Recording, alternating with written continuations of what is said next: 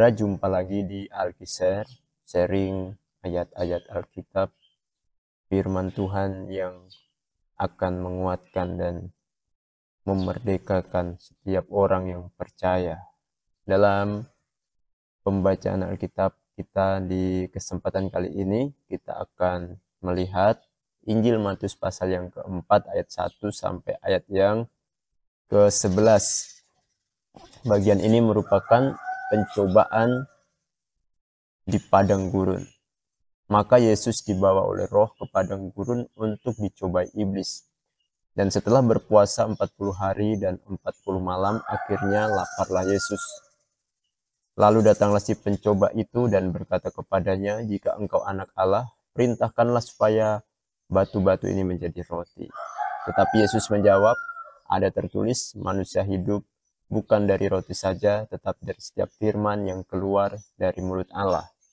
Kemudian iblis membawanya ke kota suci dan menempatkan dia di hubungan bait Allah. Lalu berkata kepadanya, "Jika engkau anak Allah, jatuhkanlah dirimu ke bawah, sebab ada tertulis mengenai engkau, Ia akan memerintahkan malaikat-malaikatnya dan mereka akan menatang engkau di atas tangannya, supaya kakimu jangan terantuk kepada batu." Yesus berkata kepadanya, "Ada pula tertulis, janganlah engkau mencobai Tuhan Allahmu." Dan iblis membawanya pula ke gunung yang sangat tinggi dan memperlihatkan kepadanya semua kerajaan dunia dengan kemegahannya. Dan berkata kepadanya, "Semua itu akan kuberikan kepadamu jika engkau sujud menyembah aku." Maka berkatalah Yesus kepadanya, "Enyahlah iblis, sebab ada tertulis, engkau harus menyembah Tuhan Allahmu dan hanya kepada Dia sajalah engkau berbakti." Lalu iblis meninggalkan dia, dan lihatlah, malaikat-malaikat datang melayani Yesus. Puji Tuhan, saudara. Kalau kita memperhatikan di pasal yang ketiga di ayat yang terakhir ya. Di sini Yesus mendapat kehormatan dan kemuliaan dari Allah Bapa. Dikatakan, lalu terdengarlah suara dari surga yang mengatakan, "Inilah anakku yang kukasihi, kepadanya lah aku berkenan." Ini adalah satu kehormatan dan satu kemuliaan yang Allah berikan kepada Yesus Kristus, anak tunggal Allah. Dan sesudah kehormatan dan kemuliaan ini, maka kita melihat dalam pasal 4 ini dikatakan Roh memimpin dan membawa Yesus ke padang gurun untuk dicobai iblis.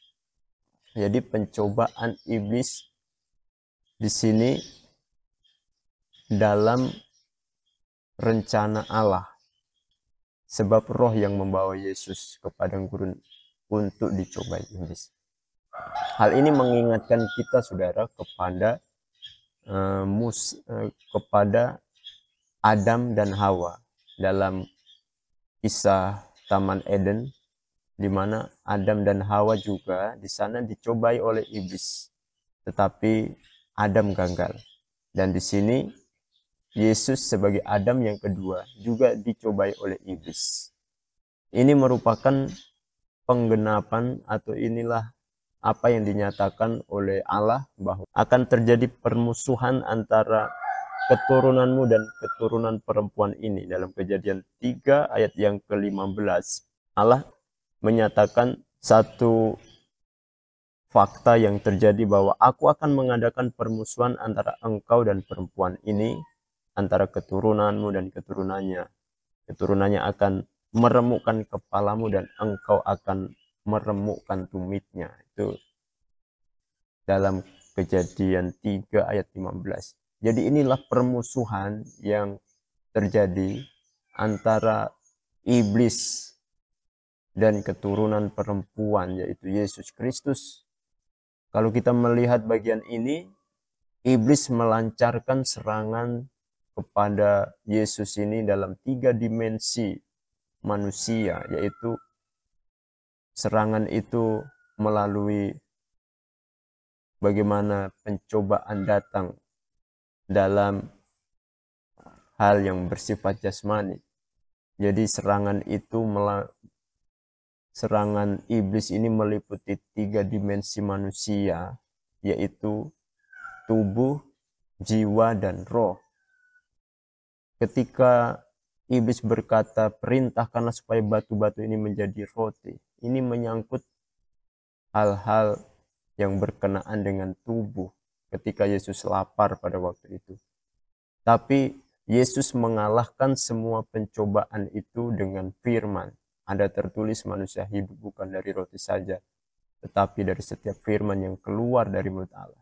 Iblis bukan hanya mencobai dalam hal tubuh atau menyangkut kebutuhan jasmani, tapi kemudian iblis membawa Yesus ke kota suci dan menempatkan dia di bubungan bait Allah. Dan berkata kepadanya, jika engkau anak Allah, jatuhkanlah dirimu ke bawah, sebab ada tertulis mengenai engkau, ia akan memerintahkan malaikat-malaikatnya, dan mereka akan menatang engkau di atas tangannya, supaya kakimu jangan terantuk kepada batu.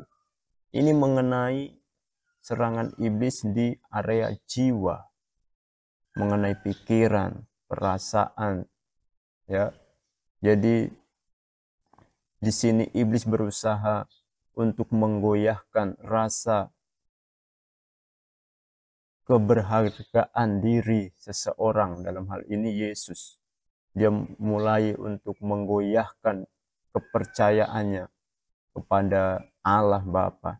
Tetapi Yesus berkata, ada tertulis, janganlah engkau mencobai Tuhan Allahmu.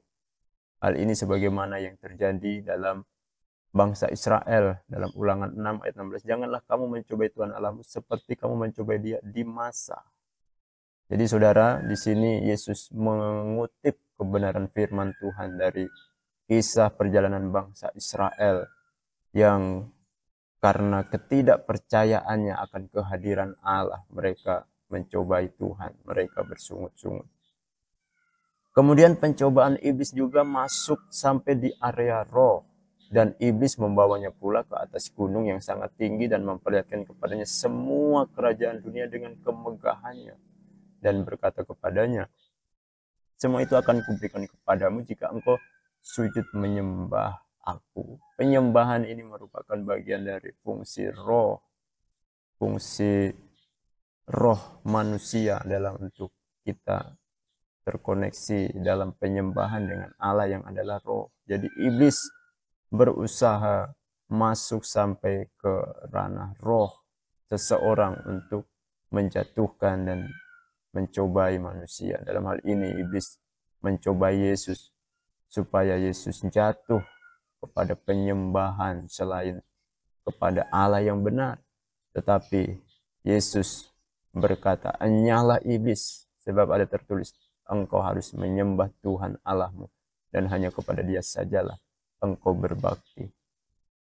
Lalu iblis meninggalkan dia, dan lihatlah malaikat-malaikat datang melayani Yesus. Saudaraku, kalau Adam pertama kalah terhadap serangan iblis karena dia mengabaikan firman, maka Adam kedua yaitu Yesus Kristus yang merupakan keturunan perempuan yang akan meremukkan kepala ular itu, dia berhasil mengalahkan serangan iblis dari berbagai dimensi kehidupan dengan tunduk dan mengalahkannya dengan kebenaran firman Tuhan.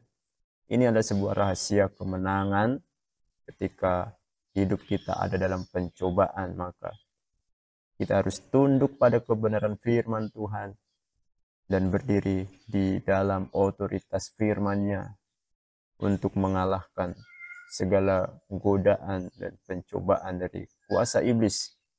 Maka iblis akan dikalahkan lewat kuasa kebenaran firman Tuhan. Haleluya.